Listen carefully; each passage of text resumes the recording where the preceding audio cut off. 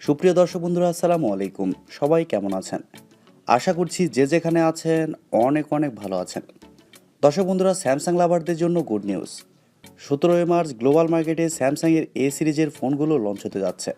তারপর পর্যায়ক্রমে ইন্ডিয়া এবং বাংলাদেশের মার্কেটেও ফোনগুলো চলে আসবে।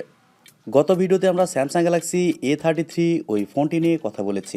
তবে আজকের ভিডিওতে আমরা স্যামসাং গ্যালাক্সি A23 এই ফোনটি নিয়ে কথা বলবো।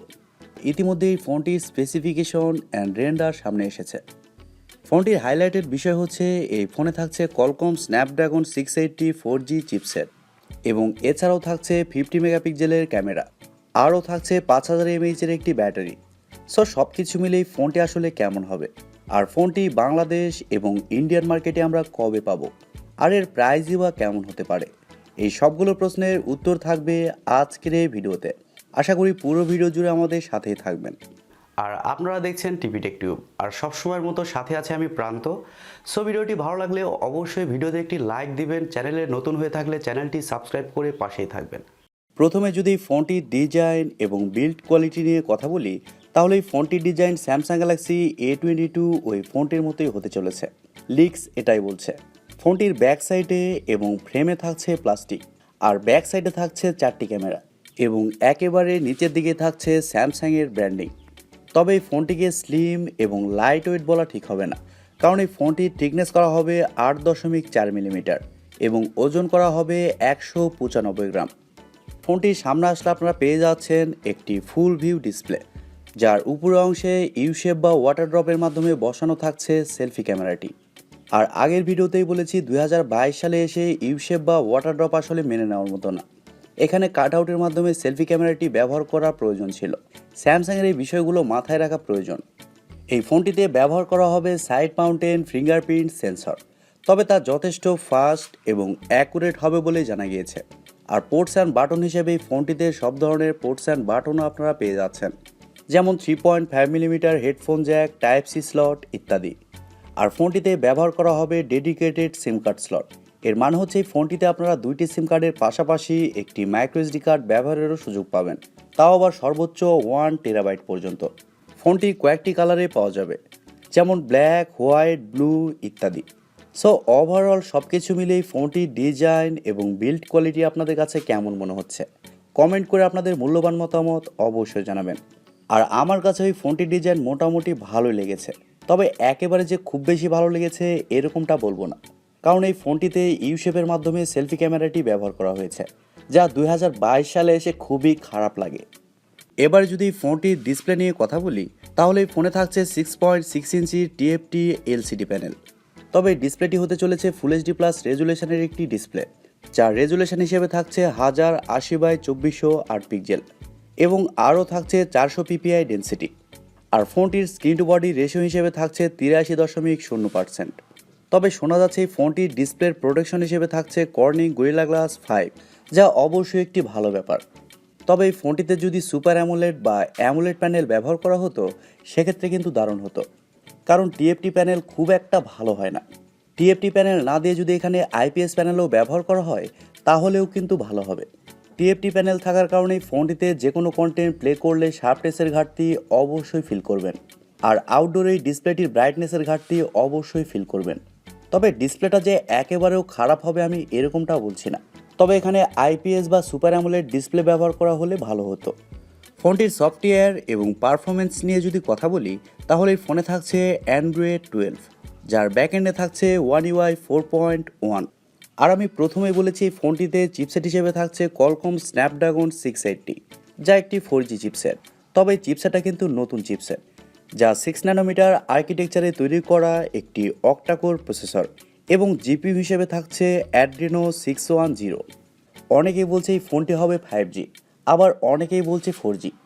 যদি এই ফোনটি 5G হয়, সেক্ষেত্রে এই ফোনটিতে চিপসেট হিসেবে থাকতে পারে মিডিয়াটেক ডায়মেনসিটি 700।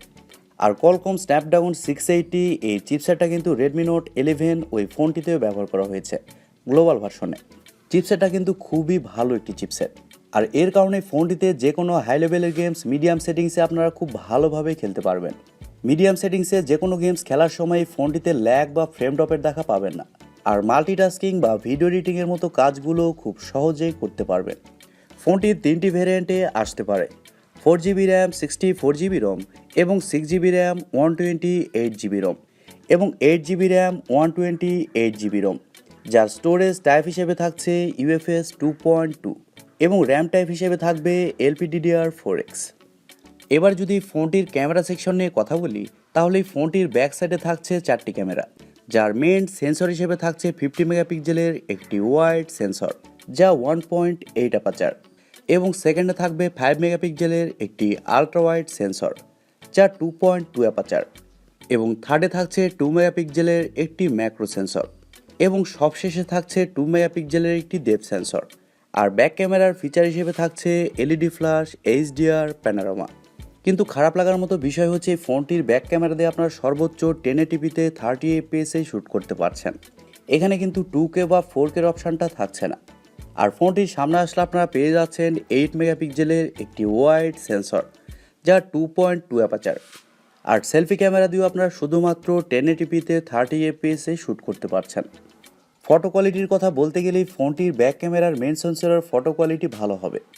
এবার আসলে আমাদের দেখার পালা স্যামসাং এই ফোনটির ফটো কোয়ালিটি এবং ভিডিও কোয়ালিটি কতটা বেটার করতে পারে। ফোনটির ব্যাটারি এবং চার্জার নিয়ে যদি কথা বলি, তাহলে ফোনে থাকছে 5000 mAh-এর একটি ব্যাটারি আর ফোনটিকে চার্জ করার জন্য থাকছে 15 ওয়াটের একটি চার্জার। তবে এই ফোনে যদি 6 ন্যানোমিটার আর্কিটেকচারযুক্ত প্রসেসর ব্যবহার করা হয়, সেক্ষেত্রে এই ফোনটিতে এক চার্জে একদিনের ব্যাটারি ব্যাকআপ খুব ভালোভাবে পেয়ে যাবেন। আর আপনি যদি নর্মাল ইউজার হন, সেক্ষেত্রে এই ফোনটি আপনি একদিনের উপরে চালাতে পারবেন। এবার আসা যাক মেন টপিকে, ফোনটির প্রাইস এবং লঞ্চিং ডেট। দর্শক বন্ধুরা, প্রথমে বলেছি ফোনটি 17 মার্চ গ্লোবাল মার্কেটে লঞ্চ হতে পারে আর ইন্ডিয়ান মার্কেটে এই ফোনটি এপ্রিল মাসের শুরুর দিকে আসতে পারে আর বাংলাদেশের মার্কেটে ওই ফোনটি এপ্রিল মাসের মাঝামাঝির দিকে আসতে পারে। ইন্ডিয়ান মার্কেটে এই ফোনটির বেস ভেরিয়েন্টের প্রাইস হতে পারে 12 থেকে 13,000 রুপি আর বাংলাদেশের মার্কেটে এই ফোনটির বেস ভেরিয়েন্টের প্রাইস হতে পারে 16 থেকে 17,000 টাকা। কারণ স্যামসাংয়ের ফোনের দাম সবসময় বেশি থাকে, এই বিষয়ে আপনারা অনেকেই জানেন। আর আপনাদের সাথে এতক্ষণ যে স্পেসিফিকেশনগুলো শেয়ার করলাম সবই কিন্তু লিক্স অনুযায়ী। সো এর মধ্যে কিছু স্পেসিফিকেশন কিন্তু পরিবর্তনও হতে পারে। আই উইশ ডিসপ্লে সেকশন যেন পরিবর্তন হয়, সেক্ষেত্রে এই ফোনটির সব দিকে কিন্তু ভালোই থাকবে আর ফোনটি কিন্তু ডাইরেক্ট রেডমি নোট 11 ওই ফোনটিকেই বিট করবে।